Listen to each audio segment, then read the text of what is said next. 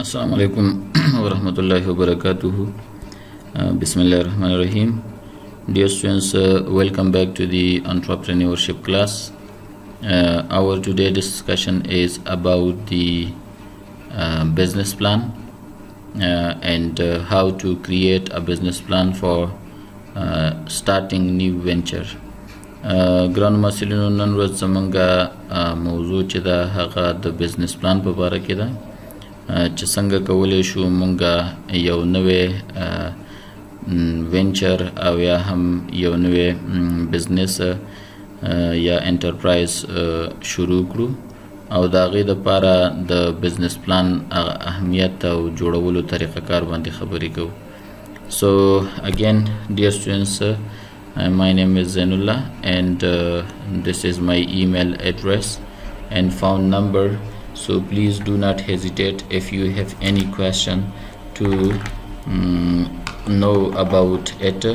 So please write down your question or send me an email, or please send your voice message to my phone number through WhatsApp. I will answer all of your question. So let's to start from the beginning.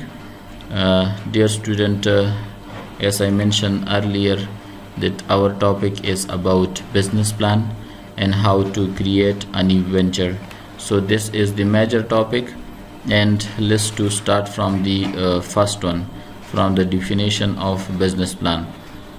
So now we are having a discussion that what does a business plan mean.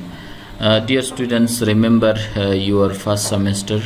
Over there you have studied about the introduction to business subject, and you have learned that what is business. So business is a legal activity which is existing for earning profit. Dear students, تاسو که چیرته خپل لومړنی سمستر رایاد کړئ نو په هغې کې تاسو یو سبجیکټ په نوم د انټروډکشن ټو بزنس ویلی و. په هغه سبجیکټ کې تاسې د بزنس تعریف زده کړی و. موږ ویلی شو چې بزنس هغه قانوني او فعالیت دی، لیګل فعالیت دی چې د هغې په ذریعه باندې موږ پرافټ یا فایده لاسته راوړو. د لیګل نه هدف دا و چې لا of the countries, custom and culture of the countries هغه پرمیټ کړي. like for example اوس په افغانستان کې د افیومو خرڅول او یا هم په افغانستان کې د شرابو خرڅول دا زموږ په لا کې او د اسلامیک پرسپیکټیو د لحاظه دا الاود نه دي. نو د دې وجې نه موږ ویلی شو چې دا یو لیګل فعالیت نه دی یا قانوني فعالیت نه دی. زموږ لا، زموږ مذهب، زموږ کلچر دې ته پرمیشن یا اجازه نه ورکوي. So we cannot call it business. But the same thing in America, maybe in Russia or in China, it may be legal. Their laws may be permitted this type of businesses. So over there it is a type of business and we may call it. So I hope that you have understand about the definition of the business. Now dear students, we will explain about the plan. What does plan mean? So plan mean what we want to do, where we are doing this, how we will do it, when we will do it, what resources we need, who is our target customer, how we will serve them, how we can reach them. So when you answer all of this type of question, actually you can develop the plan. So when you answer such type of question in term of a business, so this is what the business plan. So we may say that this is plan mean deciding about the future.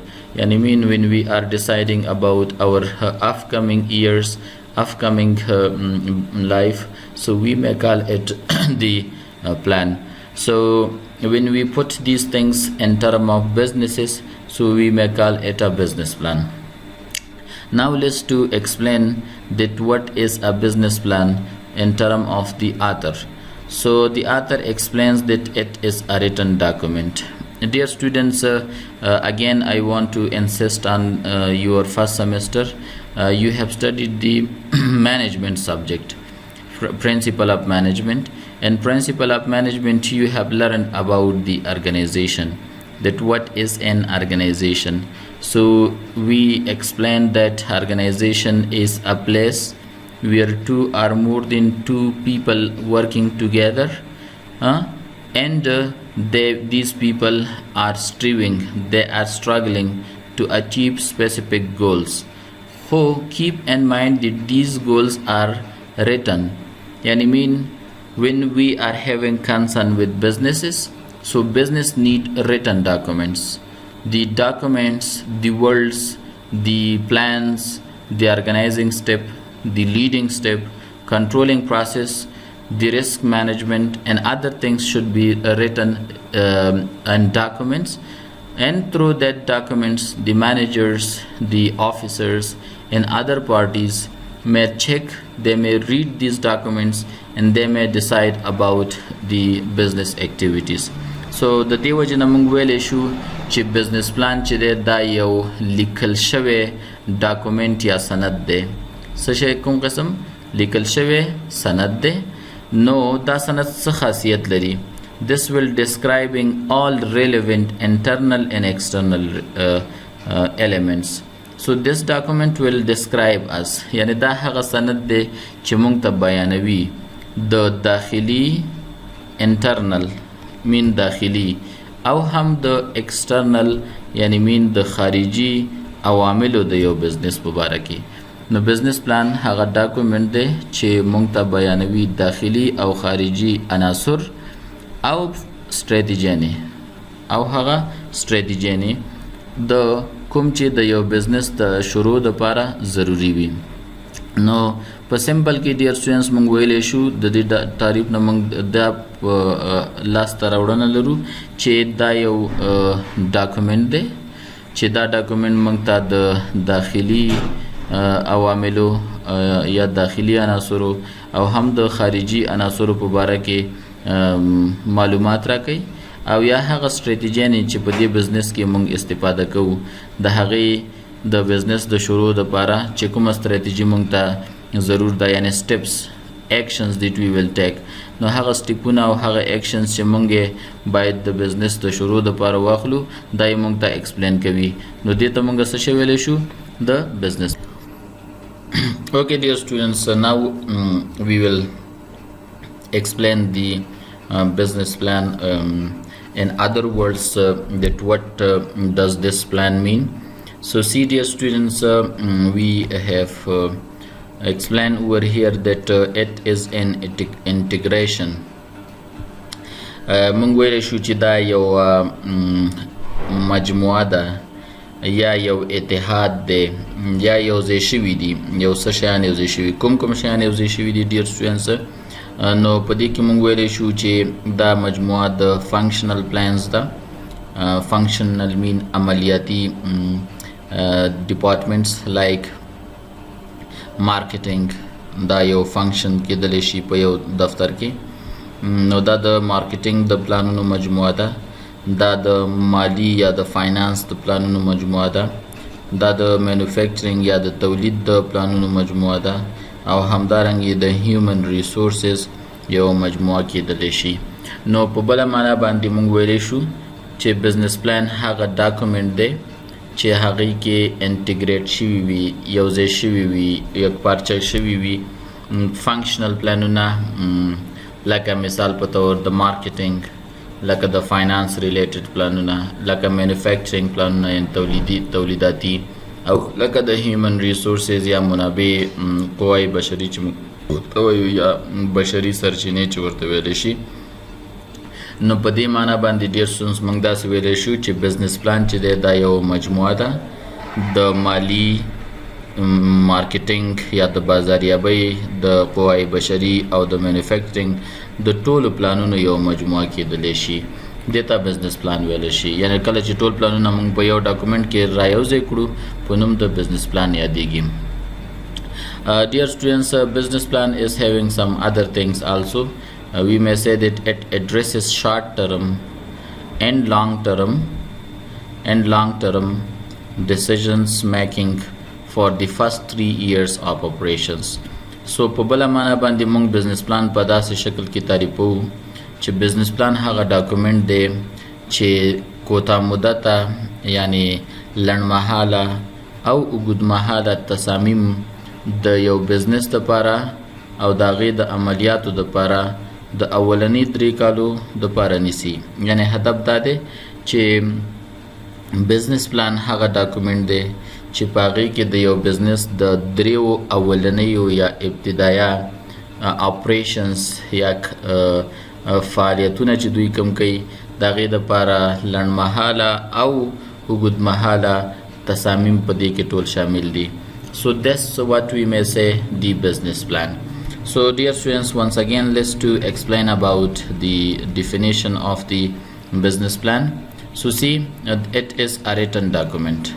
One of the characteristic of business plan, it should be a written document, and this document should describe all the internal factors or elements of a business and also the external element of a business and strategies which are necessary to start a business. This is what the one definition of business plan. Secondly, we may say that it is an integration. It is like a combination of functional plans. These functional plans may be marketing plans, it may be the finance related plans, it may be related to manufacturing plans, and it may be the human related plans. So when we combine it, when we put all these plans in one document, when we integrate all these plans, so we may call it a business plan. In other words, it is the like assimilation of all these plans. Dear students, we have one another definition that business plan is a document which will have the first 3 years information or the first 3 years long term and short term decision making steps or information. نو موږ داسې ویلی شو چې دا د اولنی 3 کلونو د فعالیت دپاره او په هغې کې د تصامیمو نیولو دپاره اوږدمهاله او لنډمهاله پلانونه لري یا decision making steps لري. نو دا د بزنس پلان په باره کې definition یا معلوماتو. Dear students, let's to have a bit in detail. The author explains that this document is valuable because of some characteristic. دوی وایي چې بزنس پلان چې دی دا ډېر مهم سند دی یا دا یو ډېر مهم او قوي ډاکومنټ دی چې دا موږ سره د دې برخو کې کومک کولی شي یا موږ د دې کارونو د جواب دپاره بزنس پلان استفاده کولی شو. Like for example, this will help us to determine the viability of the venture in a designated market. Second, it will help us to guide the entrepreneur in organizing planning activities. And third, this document will serve as an important tool for obtaining financing within the organization. Okay, dear students, so we have mentioned that these are some of the important characteristic of business plan. Because of that, it is having value for businesses. So now let's to explain that how it is important. So dear students, this plan will tell us about the workability, importance of the venture in a nominated market. دا چې دی دا هغه پلان دی چې موږ ته د یو بزنس ورکیبل یعنی چې دا څومره د کار والا تجارت دی یعنی پروفیټ د لحاظه یعنی د ډیماند د لحاظه کسټمر د خدمت د لحاظه او په هغه ځای کې چې مونږ دا دته نوم ورکړی دی یا دا بزنس مو آغاز کړی دی یا ځای مو ورته انتخاب کړی دی نو دا مونږ سره څنګه دا بزنس پلان مونږ سره کومک کوي چې دې باره کې مونږ ته معلومات راکړي. So we may say that it is a document which tell us about the viability. Viability mean workability, and څومره workable دی دا idea څومره د کار ورلد آیډیا ده، یعنی دا بزنس زمونږه په هغه انتخاب شوي مارکیټ کې د هغې په باره کې معلومات راکوي. one thing. Second, the business plan will guide the entrepreneur to organize the business activity. This is a document which helps the entrepreneur to take and to organize the business activities. So دا هغه ډاکومنټ دی چې د بزنس رن کوونکي هغه څوک چې بزنس مخکې وړي هغه سره کومک وکړي تر څو هغه د بزنس ټول فعالیتونه په صحیح طریقې سره سکړي ارګنایز کړي یا منظم کړي. نو په بله معنا باندې د دې اهمیت د وجې نه چې دا دومره اهمیت لري نو دا زموږ دپاره یو مهم ډاکومنټ دی، ځکه کله چې تاسو سره ډاکومنټس نه وي، کله چې ستاسو لار معلومه نه وي، so everyone will go, like for example will wander but they will not achieve their goals. So because of that, to reach your goals, to reach your objectives, you need a very clear and perfect business plan. Third, this document will serve as an important tool in obtaining financing. Dear students, when you have good idea, when you have accurate plans, when you have right marketing strategies or marketing plans, when you have correct human resources, I mean the right job description for them, and also the manufacturing plan. So actually people will see all these things while they are investing their money. So because of this, we may say that people will study your business plan, and if they found your idea profitable or fruitful, so actually they will invest money in that. نو د دې لحاظه موږ هم ویلی شو چې دا بزنس پلان یو مهم یا ویلیبل ډاکومنټ دی.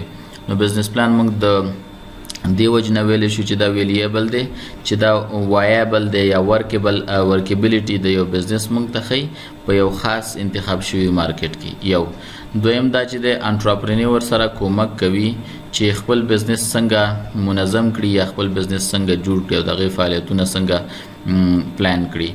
او څلورم کې دریمه برخه کې موږ داسې ویلی شو چې دا د انټرپرینور سره کومک کوي تر څو مالی ریسورسز یا سرچینې لاسته راوړي. نو پیپل یا انویسټرز چې دی دغه بزنس پلان سټډي کوي، دغه ټول ګوري او په بدل کې په بزنس کې سرمایه گذاري کوي. خو که چېرته دوی دا فاین کړي چې دا سکسسفل آیډیا ده نو they will invest their capital in it. Hope so that you have understand about it. Again dear students, we have the like next slide. In this slide we will answer to the question that who should write the plan, yani who are the responsible people to write this plan, who is responsible and who can write this plan. So kawale shi ji daga business plan wuliki. So let's to have a discussion about it. See dear students, the plan should be prepared by entrepreneur. One thing, this plan should be prepared by the entrepreneur. You know about entrepreneur is the person who will bring innovative ideas, who will bring new ideas. He will take the risk and he will invest his money. Entrepreneur is like, for example, the recommend changes in the existing businesses and etc. So we may call it an entrepreneur. So entrepreneur should prepare the plan, but in consultation with the lawyers. So that the plan په خپل نشي لیکلی بلکې he need the وکیل مدافع چې موږ ورته وایو یا وکیلان، those who have knowledge about the law، یعنی هغه څوک چې د لا او د قانون په باره کې معلومات لري. ځکه کله چې تاسو یو نوی وینچر اسټابلیش کوئ، یو نوی بزنس آغاز کوئ، نو هغه نوی بزنس اسټابلیشمنټ یا آغاز چې دی د هر ملک د لا مطابق باید ډیولپ شي. نو په دې وجه باندې د انټرپرینور سره د کومک کوونکي په حیث باندې لایر یا وکیل د مدافع چې ورته ویلی شي هغوی باید ورسره همکاره اوسیږي او مشورې ورکړي. دویم accountants, this is important person, and this person have knowledge about the finance, he have knowledge about what resources, fixed asset and current asset we need, how we can acquire it, and how we can use this for the maximum output. So he know about it. That's why they need the help of the accountants. They need also accountants to record all the business transaction on daily basis. So that's why the entrepreneur need is important. Also they need the marketing consultant, मुशावरे बाजार या बाजारियाबी. We mentioned earlier that in business plan we have different parts or portion, like marketing portion, like finance portion, like general business information, taking license, patent, franchise and other things. And also if you have like manufacturing concerned businesses or such type of businesses, so you need the help of the engineers. So that's why, dear students, we may say that this document should be prepared not only by entrepreneur, but he should take the consultation of lawyers, the finance people, the marketing people, manufacturing and technological people are also engineers. They should take the help of all these people. Second, dear students, entrepreneur should make an objective assessment. This is important thing for the entrepreneur. They should assess the market, they should assess their objective, they should assess their skills, and also before hiring the consultant.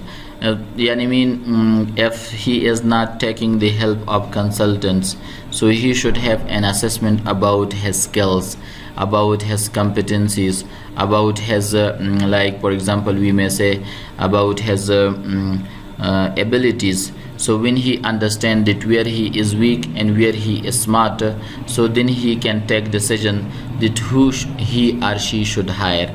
موږ داسې ویلی شو ډیر سټوډنټس چې انټرپرینور چې دی دوی باید د خپلو کمپیټنسیز د خپلو استعدادونو او د خپلو مهارتونو هغه اسسمنټ یا یو ارزیابي غوندې وکړي او د هغې نه بعد چې دی دوی کولی شي چې یو کنسلټنټ هایر کړي.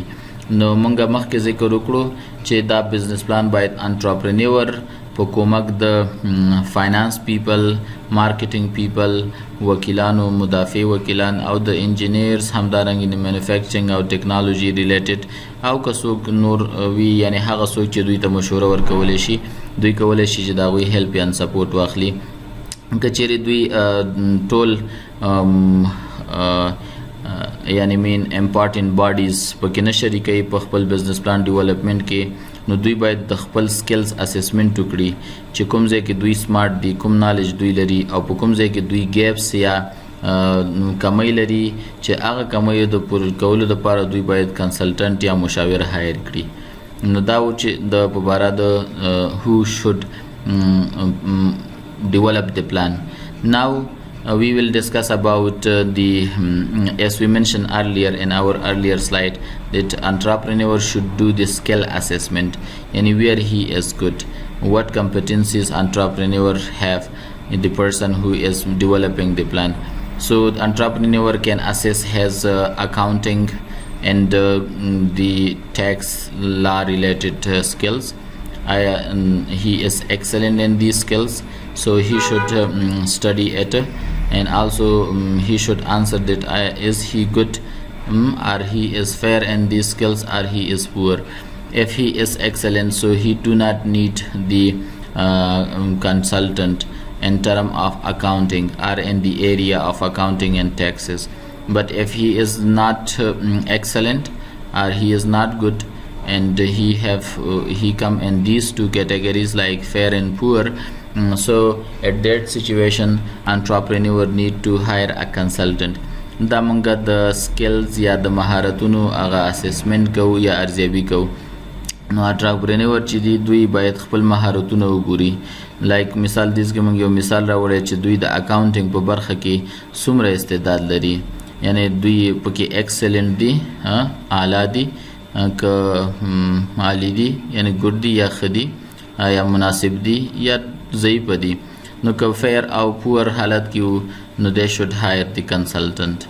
to help them in the tax related issue and also in accounting related issue. If he is excellent in these things, so does not need the consultant in term of the accounting. Now dear students, and in planning, entrepreneur should check his planning skills, that how much he is good to take the planning, and I mean how he can answer, how he can develop objectives in the market. If he is excellent in marketing skills, or if he is excellent in the other skills, so we may say that they should do this assessment, and then they will study about his or herself. This mean that is he excellent or he is good about this area, and if he is fair or poor, so he need the consultant, and if he is excellent and good, so he does not need the consultant, and he should go further for his work. At the same time also he need the forecasting skills, like for example forecasting mean deciding about the future. So if entrepreneur know about these, if he have these abilities and competencies, and if he is smart in this area, and if he is excellent in forecasting, or if he is good, so he does not need the consultant. But if he is fair or poor, so he need the consultant help, and the entrepreneur should hire him for further work. At the same time we have the marketing research. It's also one of the another area. If he is good in research and conducting research, so he should do this by himself, and if he is excellent and good in this area, or if he is fair and poor, so he need this person. At the same way, people management, production design, legal issues and organizing. For legal issues he need to take the help of the lawyer. For organizing he need the help of the managers. Product people management, he need the person who have knowledge about HR. And production he need the help of engineers or other people who have knowledge in this area. So that's why we may say if the entrepreneur is excellent and good, so he will decide to hire a consultant or not to hire. An excellent position, he does not need the consultant, he can do these activities by himself. But if these important skills, he is poor in these skills, so he need the consultant. Or if he is poor in all these skills, so he need to hire if he is fair, so he need to hire a consultant to help him in starting or in supporting business or in developing the business plan. Okay dear students,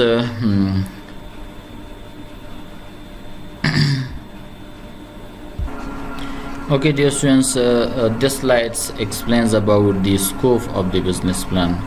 And the business plan boundaries یا scope موږ سره څه شی دی، او همدارنګه د دې هغه ویلیو یا ارزښتونه د بزنس پلان کوم یو دي، په دې باندې زموږ په دې سلاید کې ډسکشن دی. So dear students, if you see over here, who is expected to read the plan, یعنی څوک پلان ګوري، دوی چې دی همیشه د دوی فوکس د پلان په هغه مهمو او اکچوال یا حقیقي کنټنټس یا کوم چې دی کې تاسو فهرست لري په هغې باندې وي. یعنی څوک چې پلان ګوري دا بزنس پلان، تاسو ته د دې هغه سکوپ باره کې خبره کوي. نو سکوپ د دې هغه کنټنټس دي چې په دې کې موجود دي په بزنس پلان کې.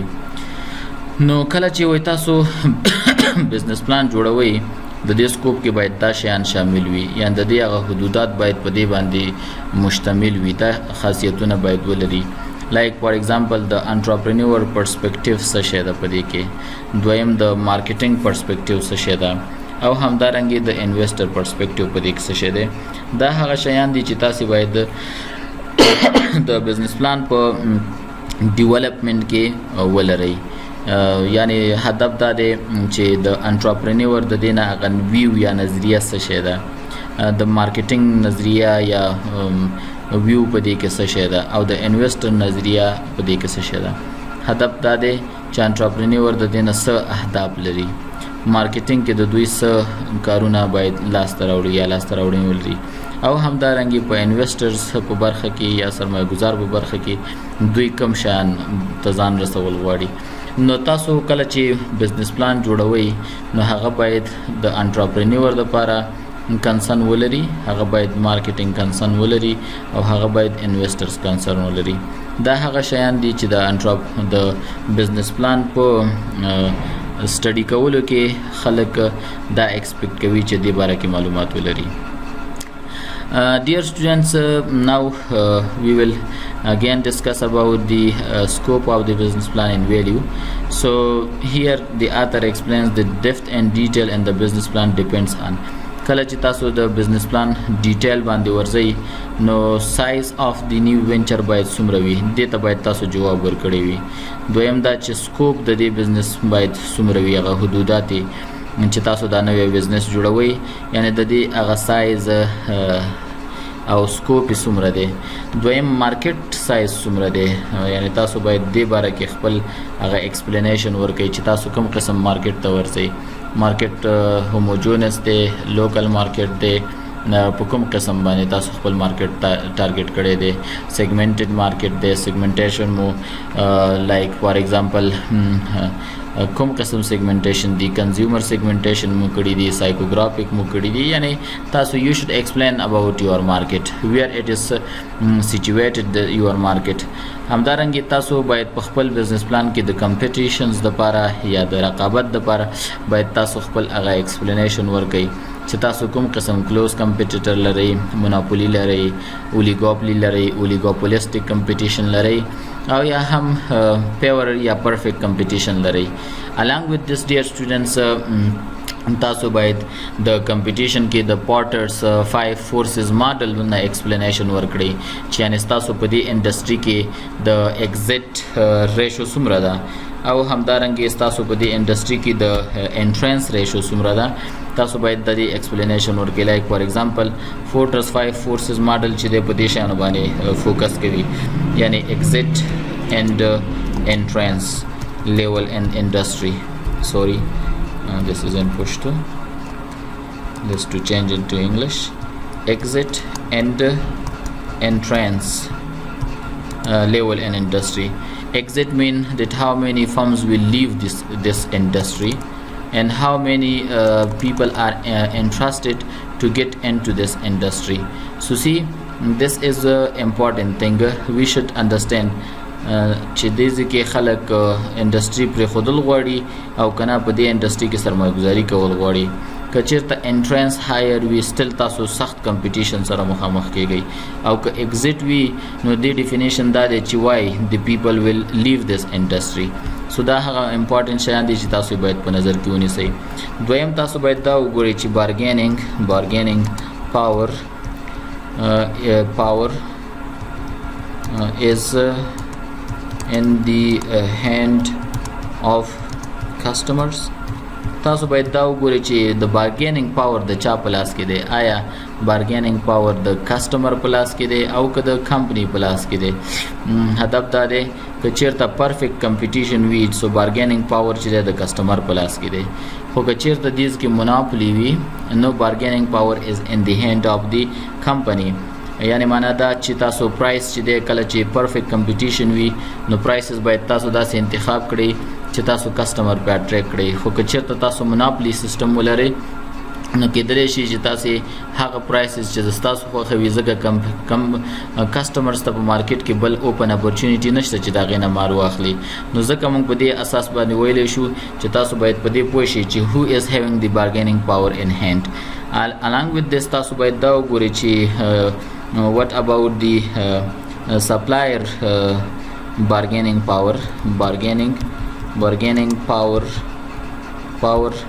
of suppliers تاسو باید د suppliers bargaining power وګورئ suppliers are those who will provide as raw materials so when they are providing as raw materials so please that do we have one supplier or you have many suppliers if you have like for example 6 up to 10 suppliers available suppliers in market for the same products so this means that bargaining power is in your hand. If someone is increasing their supply prices, so what you will do, you will switch to another supplier. But if there is one supplier, so what they wish they can do with you, and I mean they can increase prices, they can like for example shows laziness in the product availability, laziness in provision of raw materials, or they may like for example provide raw materials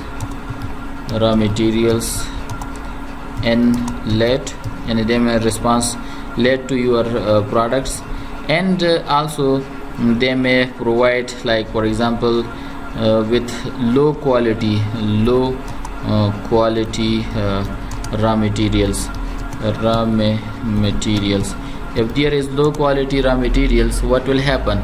Your product will not be that much beneficial for the customers, because customers will focus on quality of products. So if there is input low and the input quality is low, so actually the output is also low in the market. The third thing is the substitute products. Products like for example substitute products are the one which are alternate for another. Consider that in winter season we are like interested to eat more beef, or like for example غوښه.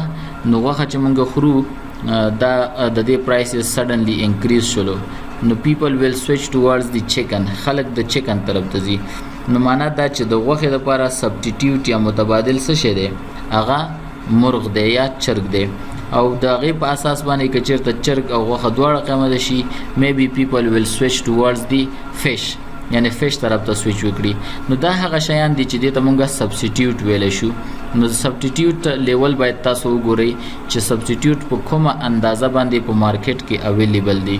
که چېرته سبسټیټیوټ پروډکټس ډیرو، نو بیا بارګیننګ پاور او یا د خرید هغه کم توان چې دی هغه ستاسو په لاس کې دی. که چېرته کمپني پروډکټ پرایس انکریز کوي، نو تاسو کولی شئ چې ځان ته د بل ځای نه خپل هغه ډیمانډ یا وانټ پوره کړئ. خو keep in mind dear students چې د کمپنی لپاره دا مطالعه ډیره مهمه ده.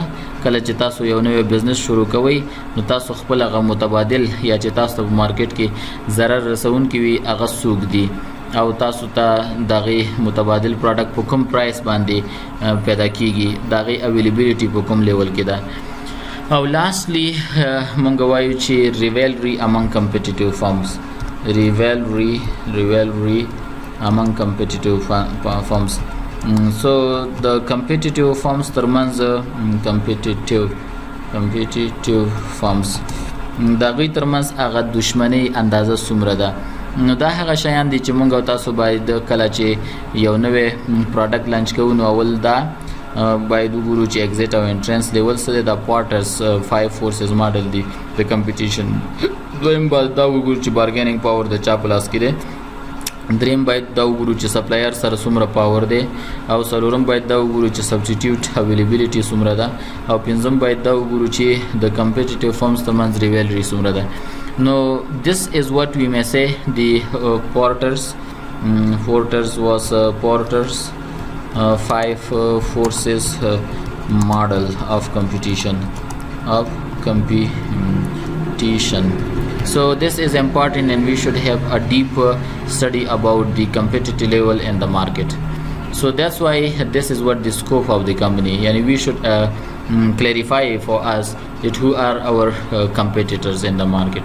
And also the person who are studying the business plan, they are also interested to know about the potential of this growth, and how much potential دا څومره potential لري دا business، د څومره توانایي لري چې دا مخکې لاړ شي یا growth وکړي.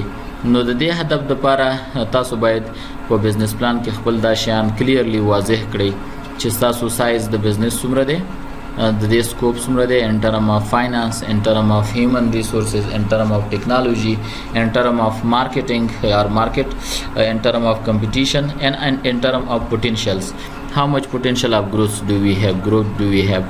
And also dear students, keep in mind their scope considers if the new venture is a service business or it is a manufacturing business. scope معنا دا ده چې آیا دا نوې بزنس سرویسز والا بزنس دی یعنی خدمات عرضه کوي او یا تولیداتي بزنس دی او یا هم مشتریانو ته د انډستری ګډز او پروډکټس کې پرووایډ کوي یعنی مشتریانو ته مال ورکوي او که انډستری لپاره پروډکټ ورکوي نو تاسو باید په دې باندې پوه شئ دغه تاسو د ارګنایزیشن سکوپ دی نو کله چې تاسو هم بزنس شروع کوئ ما مخکې هم په خپل پریزنټیشن کې ذکر وکړو چې تاسو باید د نیو وینچر هغه خدمات کوم شیان چې تاسو مارکیټ ته عرضه کوئ او کوم پروډکټ چې تاسو اویلیبل کوئ په مارکیټ کې دا ټول باید څه کړئ کلیر کړئ یا کلیریفای کړئ په خپل سکوپ کې او پوتنشل انویسټر چې دی همیشه همدغه شیان په خپل بزنس کې ګوري چې دا په دې کې موجود دي که نه.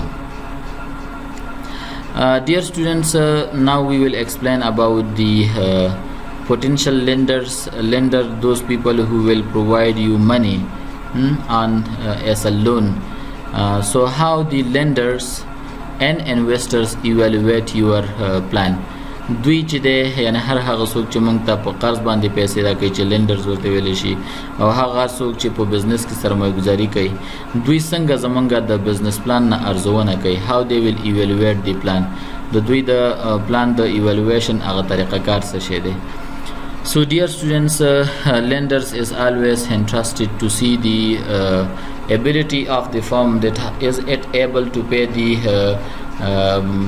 loan back. And I mean they will always search that is the company able to pay all the loans that they have taken.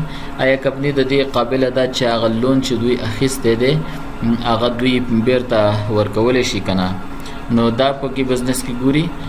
ډیر سټوډنټس کله چې تاسو د لینډر سره تاسو خبرې کوئ یا د هغې ډسکشن کوئ نو هغوی همیشه په 4 C's باندې د کریډټ فوکس کوي یعنی د قرض په 4 سیګانو باندې دوی فوکس دی چې هغه 4 سیز څه شی دي یعنی د قرض کریکټر څه شی دی سوري چارټر څه شی دی کریکټرز یا د قرض کریکټر څه شی دی یعنی معنا دا د دې خصوصیات څه شی دي د دې هغه وید یا طریقه کار څنګه دی په کوم اصول باندې موږ ته راکړل کیږي یو دویم چې د کیش فلو سټیټمنټ د بزنس ګوري یعنی چې تاسو الریډي په خوا قرض اخیستی نه کنه دا د قرض کریکټر شو.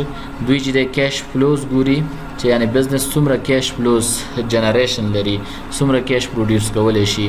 همدارنګه دوی چې د په بزنس وارنټي ګوري چې یعنی کوم ایریا کې د دې بزنس هغه ایبیلیټي شته دی چې ټو پے دی لون بیک یعنی معنا دا سکیورټي د دې ګوري وارنټي ګوري ان ایکویټي کنټریبیوشن او په دې بزنس کې ایکویټي څومره سرمایه گزاري شوې ده یعنی د ایکویټي کنټریبیوشن پکې څومره دی سرمایه گزارانو په دې کې څومره سرمایه گزاري کړې ده. نو دا هغه شیان دي چې پوتنشل لینډرز یا قرضداري دا همیشه ګوري او بیا تصمیم نیسي چې د بزنس کې سرمایه گزاري وکړي یا د بزنس ته قرض ورکړي کنه نو په دې اساس باندې تاسو باید په دې باندې پوه اوسئ چې دوی انسلور سیز په تاسو بزنس کې ګوري چې یو د کریډټ کریکټر دی دویم کیش فلو ده دریم کولیټرل دی او څلورم د ایکویټي کنټریبیوشن دی. نو کریډټ کریکټرز معنا دا چې یعنی عدد د کریډټ څومره دی تاسو اخیستی څومره کریډټ دی دویم کیش فلوز د بزنس څومره ده دریم سکیورټیز د دې بزنس وی څه شی ده او څلورم د ایکویټي کنټریبیوشن په دې بزنس کې څومره دی یعنی ایکویټي څومره سرمایه گزاري شوې ده. سو ډیر سټوډنټس موږ وایو چې بینکونه چې دي همیشه د بزنس ابجیکټیو انالیسس کوي او ابجیکټیو انالیسس چې دی دا ضرور دی د بزنس لپاره چې دی په ذریعه باندې تاسو خپل اپورچونیټي او ریسک ډیفاین کولی شئ. نو دوی ګوري چې د بزنس لپاره اپورچونیټي په مارکیټ کې څومره دي او څومره ریسک سره د مخامخ دی. سو بزنس بانکس ویل always study about these things in the market. بینکونه چې دا شیان په مارکیټ کې سټډي کوي دا غینه بعد دوی تصمیم نیسي ټو پرووایډ یو لونز. Okay, the second point was about the investors, how the investors will evaluate the business plan. Investors business plan सँग evaluate kai. So see dear students, investors are those people who will invest their capital in the venture. So they are also called venture capitalist. And in venture چې the investors هغه څوک دي چې په نوي venture کې سرمایه گذاري کوي او دوی چې د مختلف نیډز د بزنس نه لري، یعنی د دوی ضرورت چې دي د بزنس لپاره ډیفرنٹ وي. لایک یو خاصیت د دوی دا دی د وینچر کیپټالیست چې دوی د انټرپرینور په کریکټرز باندې فوکس کوي چې آیا انټرپرینور د دې کمپټنسیز لري، د دې ابیلیټي لري یا دا سکلز لري چې دا بزنس مخکې ویسي، نو دې باندې د دوی فوکس ډیر وي. دویم دوی چې د بیک گراوند چک کوي د دې بزنس د انټرپرینور او د بزنس هیستوري ګوري چې آیا انټرپرینور پریویس ایکسپیرینس لري په دې بزنس کې څنګه. دریم دی ویل ډیمانډ های ریټس اف ریټرن. دوی چې د په مارکیټ کې د ان وینچر کیپټالیست لا چې دا خلک دي ان څوک چې انویسټرز دي او بزنس ته پیسې ورکوي، دوی همیشه د های ریټرن په فکر کې وي چې آیا د بزنس دومره ریټرن په مارکیټ کې لري چې زمونږ هغه نیډ او زمونږ کوم وانټ چې د بزنس نه دی هغه سټیسفای کړي. سو دے آر آلویز لوکینګ فار rate of return, but that rate of return should be higher from the market rate of return. And also third one, they will focus on market and financial projections. So they will see the sales forecasting, they will see the raw material availability, they will see, like for example, the financial forecasting. From financial forecasting we mean that what will be the next year cash inflows, how much will be the next year revenue, how much will be the expenses, net profit and other things. So they will always study about these things. Now dear students, که تاسو وګورئ موږ دوه خبرې وکړلې، دوه شیانو باندې ذکر وکړلو چې څوک دوه پارټۍ نه چې هغه لینډرز دي، یعنی څوک چې موږ ته په قرض باندې پیسې راکوي، او دویم طرف ته انویسټرز دي چې هغوی هم په بزنس کې سرمایه گذاري کوي. نو هغوی بزنس پلان د کوم خاصیتونو نه ایویلویټ کوي یا چک کوي. نو لینډرز چې دی د هغوی ابیلیټي د بزنس ګوري چې آیا بزنس دا قرض بیرته پی کولی شي که نه بیک. نو هغوی پکې چې دی د قرض هغه کریکټرز ګوري چې د کمپنۍ څومره قرض پخوانی اخیستی دی، د کیش فلو حالت د دې کمپنۍ څنګه دی، کولیټرلز یا سیکیوریټیز په برخه کې څه سیچویشن لري، او همدارنګه د دوی ایکویټي یا سرمایه گذارانو په دې کې څومره سرمایه گذاري کړې ده. په همدې شکل باندې بینکس چې دي همیشه د بزنس اپورچونټي او ریسک ګوري چې په دوی مارکیټ کې د کوم اپورچونټي لري او کوم ریسکونو سره مخامخ کیږي. انویسټرز چې دي هغه څوک دي چې په بزنس کې سرمایه گذاري کوي، دوی ته وینچر کیپټالیست هم ویلی شي. نو دوی چې دی د لاندې مهم شیان په بزنس کې ګوري چې اول د انټرپرینور خاصیت ګوري چې دا انټرپرینور د کومو خصوصیاتو لرونکی دی. دویم دوی چې دی د بیک گراوند چک کوي چې دا ارګنایزیشن یا د انټرپرینور هغه هیستوري څه شی ده، د ژوند د په دې کې څومره ابیلیټیز لري، کمپټنسیز لري ان ای ټي سی. او دریم دا چې دې ځکه دوی هغه د ډیمانډ اندازه ګوري د خپل ریټ اف ریټرن چې په دې ځکه د دوی ریټ اف ریټرن څومره دی، هایر دی که لوور. او دریم څلورم دا چې دوی په مارکیټ او فاینانشل پروجیکشنز باندې فوکس کوي چې په مارکیټ کې دوی لپاره د گروث څومره فرصت شته دی او مالی growth د پاره څومره فرصتونه شته دي.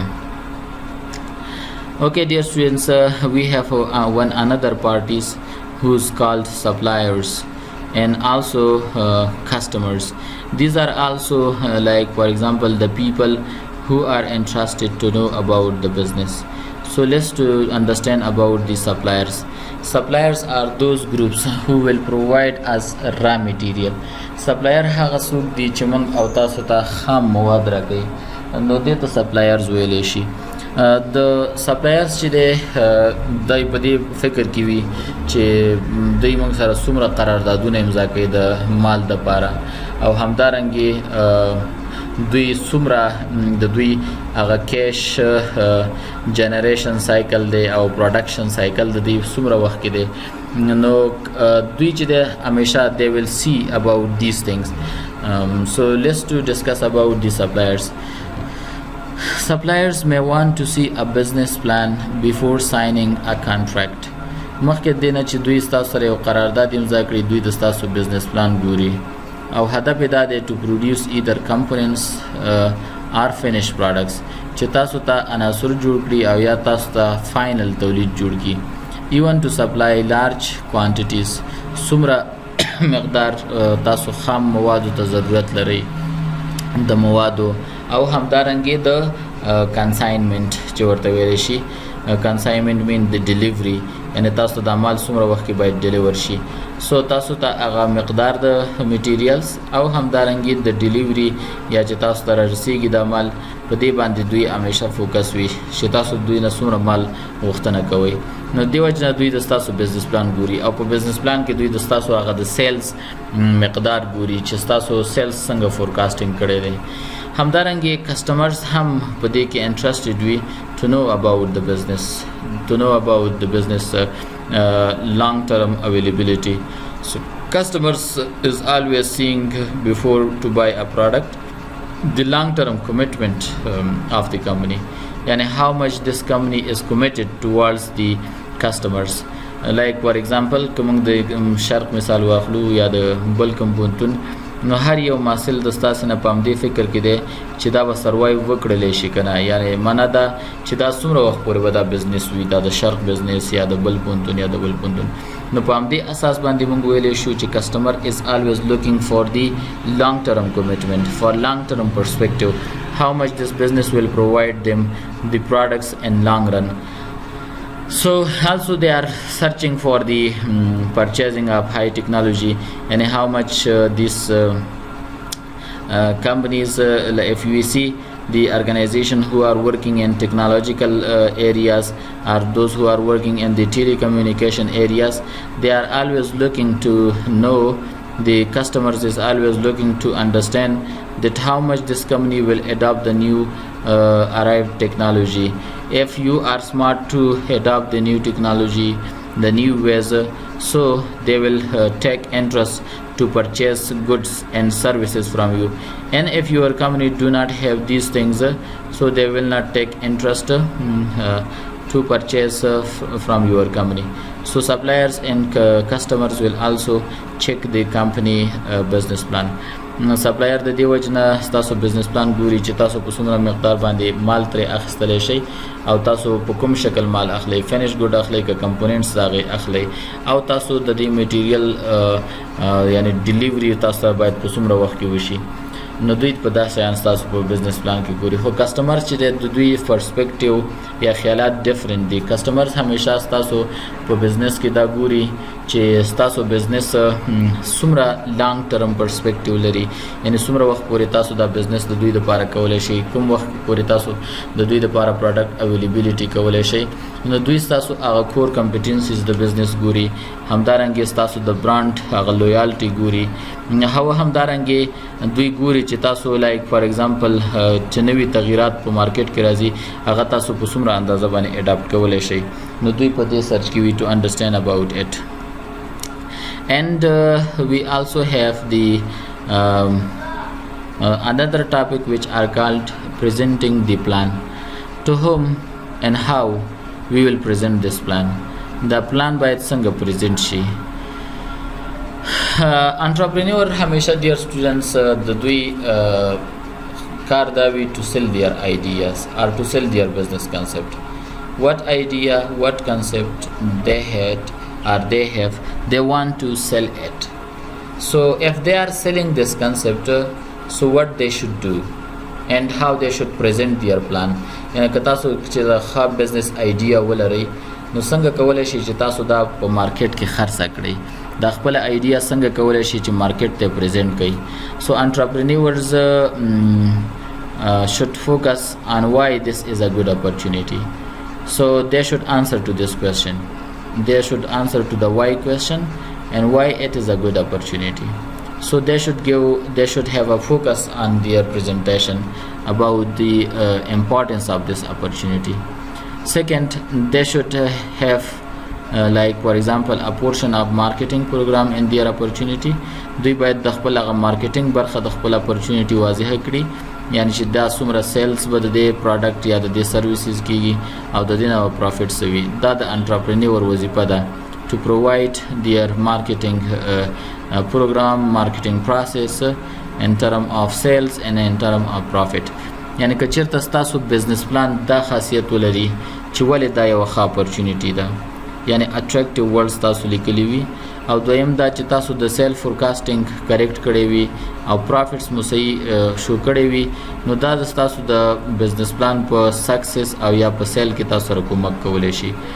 دریم دا چې تاسو ریسک اډریس کړی دی که نه، یعنی که چیرته تاسو دا بزنس کوئ نو تاسو د کومو خطراتو سره مخامخ کېدلی شئ، کوم داسې ایریاز دي چې په هغې کې تاسو د پرابلم سره مخامخ کېدلی شئ، او څنګه کولی شو چې تاسو په هغې باندې اوورکم وکړئ، یعنی هغې باندې تاسو دا ریسک تاسو میټیګیټ کړئ یا مینیمایز یې کړئ، تاسو څنګه کوم سټیپونه به اخلئ.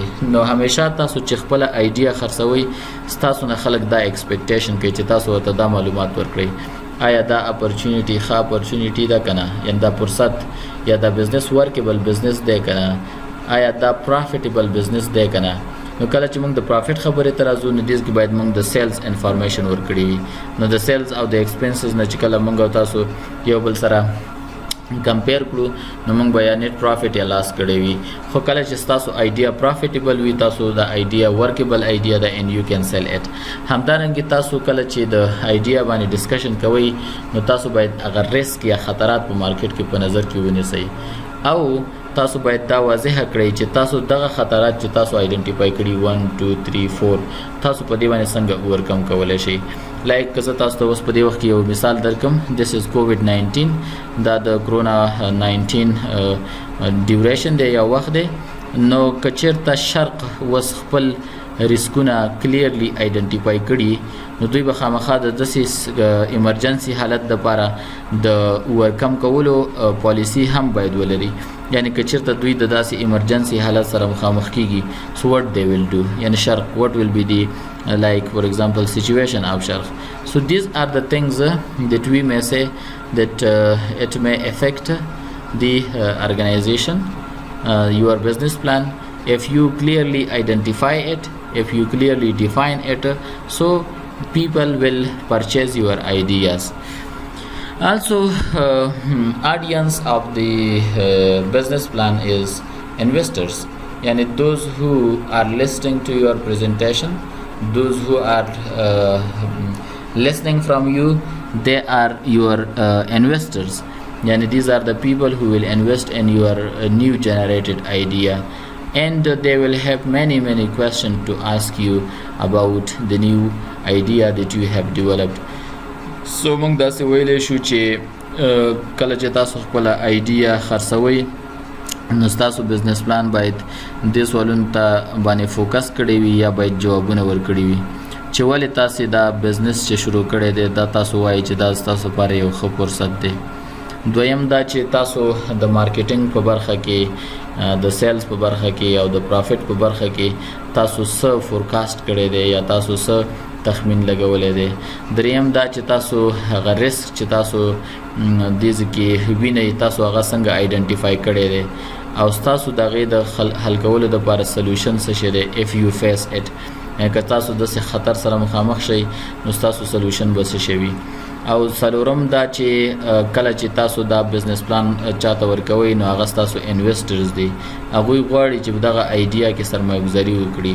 نو کله چې تاسو خپل بزنس پلان هغوی ته پرووایډ کوئ سو هغوی ستاسو نه ډېر په دې برخه کې ډېر سوالونه لري چې ستاسو بزنس پلان باید هغې ته جوابدeh واوسیږي او هغه باید په هغې کې موجود وي. Okay dear students, next slide is about the information which are needed to be involved in the business plan. کوم انفارمیشن باید تاسو بزنس پلان ولري او کوم معلومات باید تاسو پرووایډ کړئ. نو مخکې د دې نه چې تاسو یو بزنس پلان کریټ کړئ، مخکې د دې نه چې تاسو یو بزنس پلان جوړ کړئ، انټرپرینور چې دی باید د دې بزنس یو فیزیبیلیټي سټډي کړې وي. یعنی فیزیبیلیټي سټډي معنا ده چې آیا دا بزنس چې زه شروع کوم دا فیزیبل یا مناسب بزنس دی چې زه دا شروع کوم او د کله چې زما ویلې چې زه دا بزنس شروع کوم نو د دې د کامیابی په مخې ته کوم obstacle سره زه مخامخ کېدلی شم کوم دي ځکه لایک فار ایگزامپل پرابلمز دي کوم نقطې دي چې هغه زما د کامیابی مخه نیسي نو د دې لپاره د فیزیبিলিټي سټډي ضرور ده نو انټرپرینور چې کله هم بزنس پلان لیکي نو هغه باید د مارکیټ یو سروې کړی وي په مارکیټ کې باید دوی داسې یو مطالعه کړی وي چې آیا دا بزنس فیزیبل بزنس دی که نه دویم کوم یو obstacles دي کوم ځای کې داسې زموږ دپاره د مخې نیولو شیان شته دی چې زموږ د کامیابۍ باعث نه کیږي بلکې زموږ د کامیابۍ خنډ کیږي کم خنډونه دلته موجود دي نو انټرپرینور باید دغه معلومات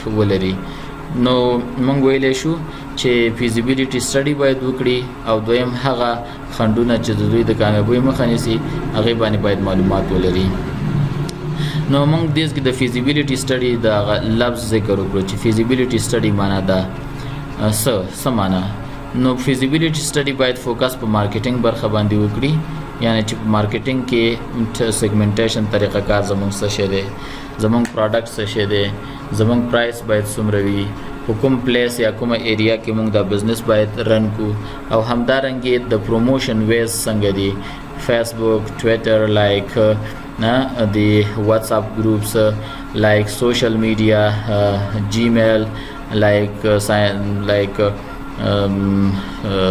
the banners billboards brochures or you may use the TV channels or you may use like for the promotion the radio so what are the tools through which you will communicate your product with the customers how you have segment the market is your segmentation like for example consumer segmentation or it is a industry related product so yeah business segmentation چې ورته ویل شي نو که چېرته consumer segmentation وي so how you have segment your market you have to like segment the market on the basis of demographic factors or you have done this through behavioral factors or you have done this practices through like psychological factors and etc what are the way of segmentation how is your target market how you have identified it what is your positioning strategies what are your values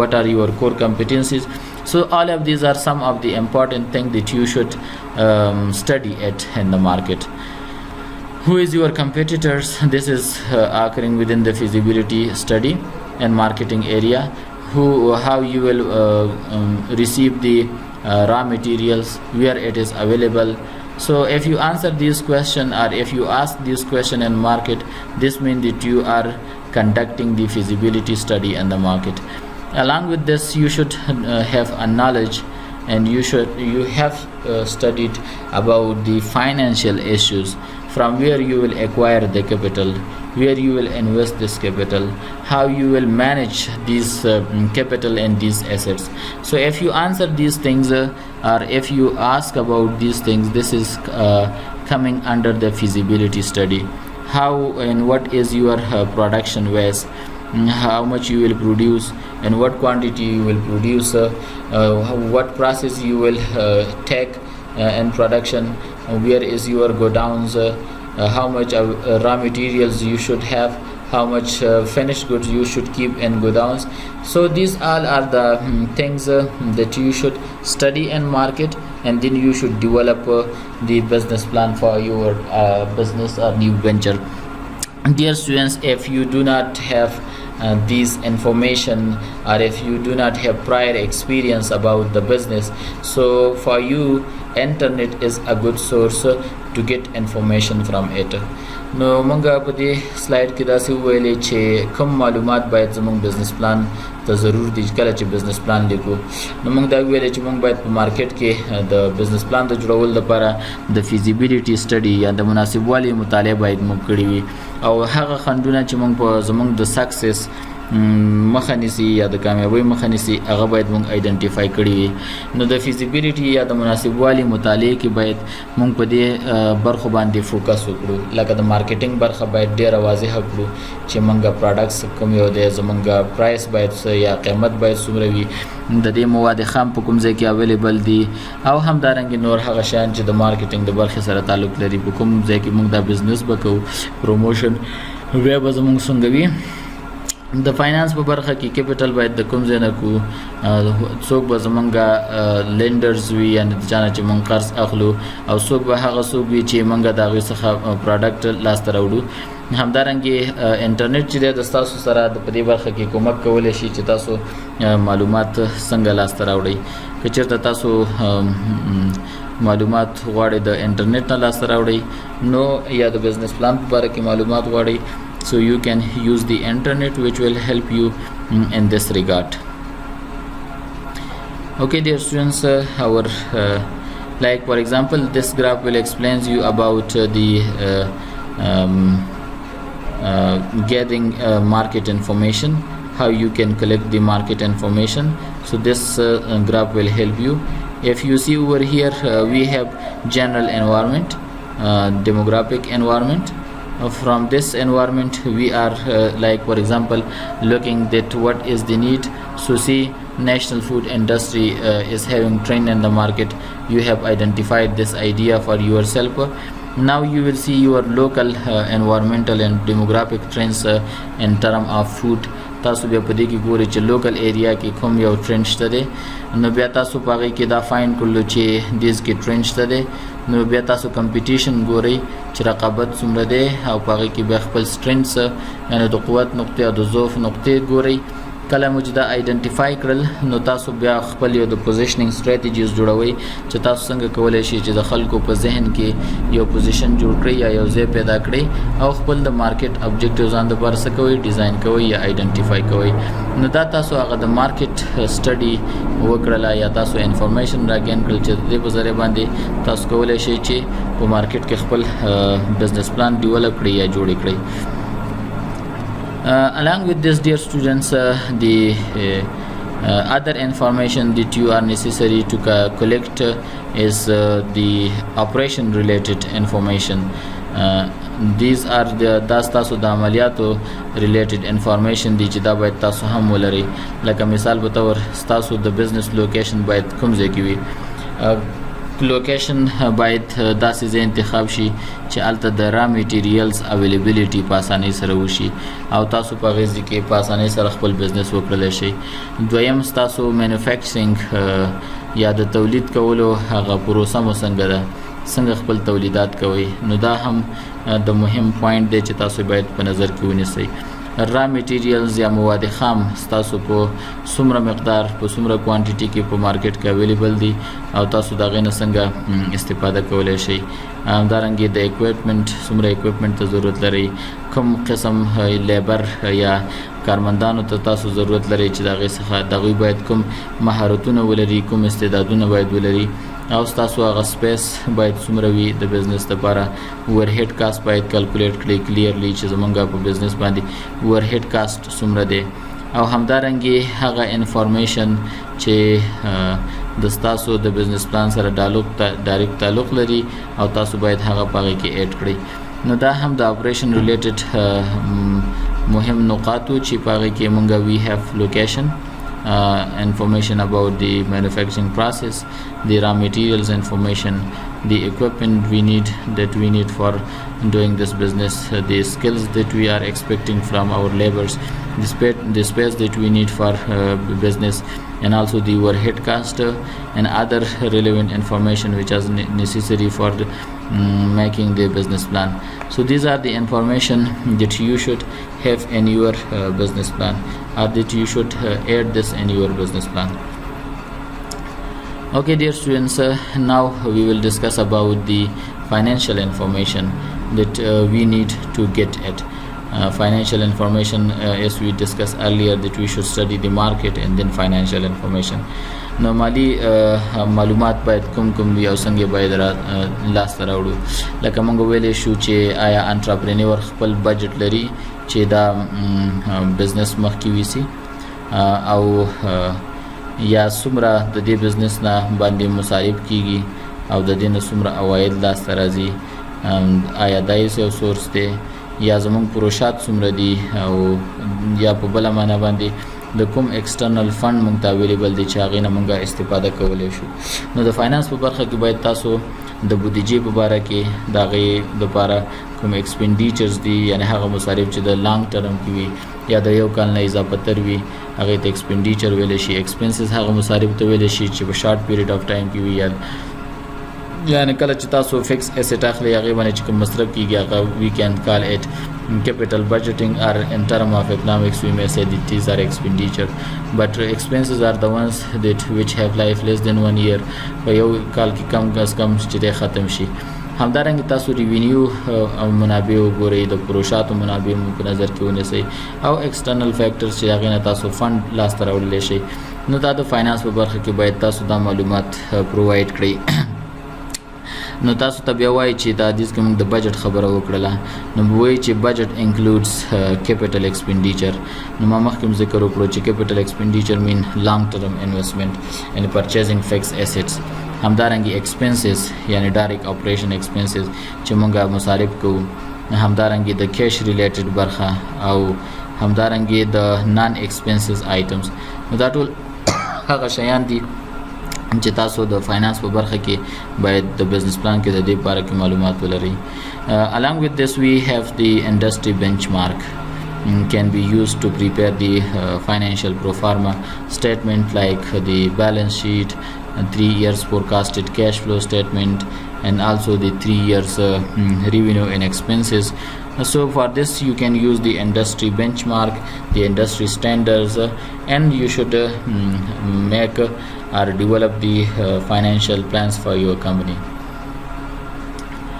Dear students, how to use the internet to collect information about these tools. So we may say that internet is a big source for provision of information. internet چې دا ډیر غټ سورس دی چې دا تاسو سره معلومات شریکوي. تاسو په انټرنیټ کې کولی شئ چې د انډسټري یا د صنعت تحلیل وکړئ د او د هغې باره کې معلومات لاسته راوړئ. په انټرنیټ په ترو باندې کولی شئ چې تاسو د خپل رقیبانو معلومات لاسته راوړئ او همدارنګه په مارکیټ کې چې کوم پوټنشل موجود دی هغه معلومات لاسته راوړئ. نو موږ ویلی شو چې انټرنیټ د ستاسو لپاره یو ښه سورس دی د معلوماتو جمعورۍ په خاطر باندې. یا په بله معنا باندې موږ ویو چې دا ډېر ارزښتناکه منابع دي د ستاسو دپاره. valuable resources in later stage planning and decision making. This will provide you about the opportunity and marketing strategies.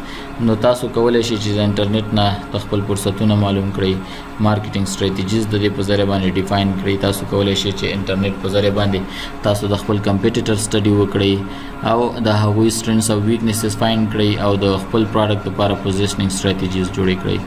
نو انټرپرینور چې دی him can access to the following things. Our entrepreneur should access the following things, or he should assess it. Like for example, he should study the popular search engine, he should study the competitor website. انټرپرینور کولی شي چې هغه مهم سرچ انجن چې په هغې کې تاسو معلومات لاسته راوړلی شئ هغه سټډي کړي، د کمپیټیټرز ویب سایټ مطالعه وکړي، سوشل نیټورکونه مطالعه کړي او همدارنګې ډسکشن گروپس ان ایټیسی. نو دا هغه څه دي چې انټرپرینور په دې کې انټرسټډ وي ټو ګیټ انفارمیشن اباؤٹ اټ. Dear students, we also have, like for example, the final step is we should write the business plan. So once again we will explain that business plan is a written document which will explain about a business. So business plan should be comprehensive enough and it should give the information to your potential investors and it should give a complete picture of the business to the investors, and investors should understand about the new venture from this business plan. So we may say that it is a comprehensive document, and this documents will help the people to the investors to get information about the business, and also this business plan should help the entrepreneur to clarify his or her own thinking about the business. Here the entrepreneur will explain their they will clarify their skills, their thinking, their abilities about the business. And the business plan هغه ډاکومنټ دی چې په هغې کې انټرپرینور یا متشبث د بزنس ریلیټډ معلومات واضحه کوي، د هغې په باره کې خپل خیالات وایي، او همدارنګه دا باید د یو تجارت مکمل تصویر سرمایه گزار ته ورکړي او چې هغه د هغې نه څه ایکسپیکټ کوي یا توقع لري. So dear students, this whole discussion was about the business plan, and I hope that you have understand about each and every topic of the business plan. And today's discussion we explain about how to create a business plan for the new venture. We elaborated the definition of business plan, and then we move that who should write the business plan. We should also study about the skills assessment of the entrepreneurs. We have discussed about the scope and value of the business plan. We also discuss about the interest of lenders and investor in business plan, the suppliers interest and the customer interest to study the business plan. And also we have discussed about that how to present the business plan to the donors, or to the investors, or to the venture capitalist. So, and what information we should involve while we are preparing the business plan, what information we needed. So we discuss about the marketing information, financial information, and also we have explained about the tools which are called internet, from which we can get help while we are making writing the business plan for our company. So if you have any questions, so do not hesitate, write down your question in a paper, come to institute, I will answer your question. Or if you do not have these facilities, so send me a message through voice message through WhatsApp number. I will answer to all of your question. I wish you all a very happy and successful day. Assalamu alaikum wa rahmatullahi wa barakatuh.